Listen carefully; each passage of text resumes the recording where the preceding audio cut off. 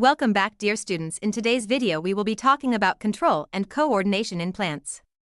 Before getting started, do not forget to subscribe to our channel. Unlike animals, plants do not have a nervous system or muscles. Instead, they coordinate their activities using hormones and by responding to environmental stimuli. Coordination in plants involves both chemical control, hormones, and response to stimuli like light, gravity, touch, and water. Key aspects of plant coordination: chemical coordination or plant hormones. Plants use chemical messengers called phytohormones to regulate growth, development, and responses to the environment. Response to stimuli: plants can detect and respond to external stimuli like light, gravity, touch, water, and chemicals. Now let's talk about plant hormones or phytohormones. Phytohormones are chemicals that regulate various processes in plants. Major hormones include auxins, promote cell elongation, root formation, and differentiation, play a key role in phototropism, response to light.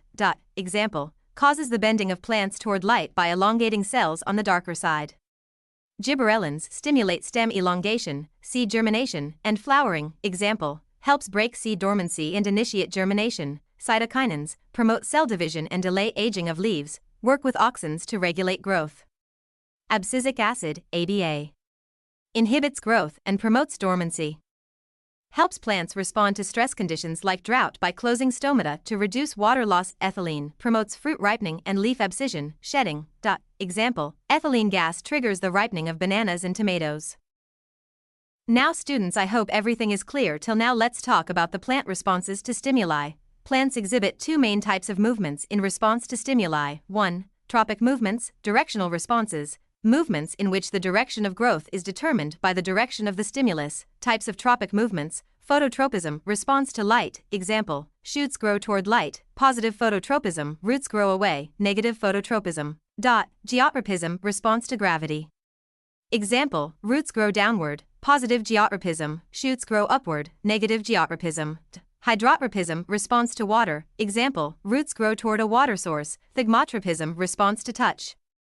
Example, tendrils of climbing plants coil around support structures. Chemotropism, response to chemicals. Example, pollen tube growth toward the ovule. 2. Nostotic movements, non-directional responses, movements that are independent of the direction of the stimulus. Examples, thigmonasty, response to touch. Example, closing of leaves in the touch-me-not plant, Mimosa pudica. Photonasty, response to light. Example, opening of flowers during the day and closing at night. Thank you. Students, don't forget to like, share, subscribe, and comment.